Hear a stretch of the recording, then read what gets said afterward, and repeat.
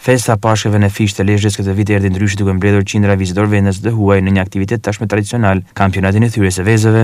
Mbi 400 pjesëmarrës ju bashkuan garës ndërsa shumë të tjerë zonë dëshirojnë atmosferën festive dhe natyrën karakteristikë të zonës. Aktiviteti që lidhet ngushtë me simbolikën e Pashkëve rikthe një traditë të hershme kur fëmijët garonin për të nxjerrë kampionin me vezën më të fortë. Ideatori dhe organizatori i këtij eventi, Altin Prenga, u shpreh se synimi është që ky kampionat të rritet nga viti në vit dhe të shndërrohet një pikë referimi për turizmin dhe traditat lokale. Po ishin të paktën 2 fishi atyre që ishin vjetë dhe shpresojmë që vitin tjetër të jenë 5 fishi.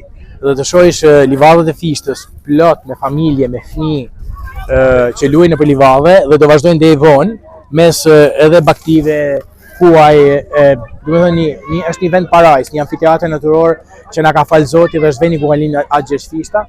Është një ëndër shumë e bukur që ka linë si ide që lidhet me gjithë kujtimet tona fëminore, kur ne ishim vezë dhe bashkoheshim para kishës si familje katolike duke thyer vezët. Dhe unë kam dashur që ky gjon ta kthejmë diçka me proporcione shumë të mëdha dhe të bëhet masive dhe të bëhet si pikë takimi çdo vit që të vinë kujtojmë edhe Axhesh Fishtën dhe të gëzojnë këtu në livadheve dhe Shqipërisë tonë të bukur.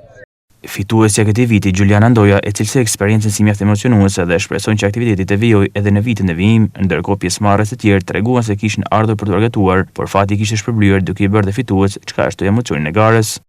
Shumë emocione, realisht nuk e prisja fare që të fitoja çmimin. Shumë faleminderit gjithë organizuesve, është vërtet nuk e di, ndihem shumë emocionuar. Absolutisht është një ide jashtëzakonisht e mirë që njerëzit kenë sa më shumë raste të tilla, festa të tilla. Dhe të mblidhen.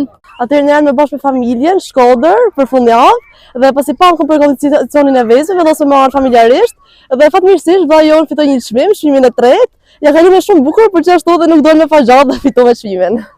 Kampionati i thyrjes së vezëve zhvillohet për disa vitesh në Fisht dhe çdo vit shënon në rritje të interesit. Këtë vit çmimi i parë ishte 1000 euro, ndërsa u ndan dhe çmimi për vendin e dytë dhe tretë.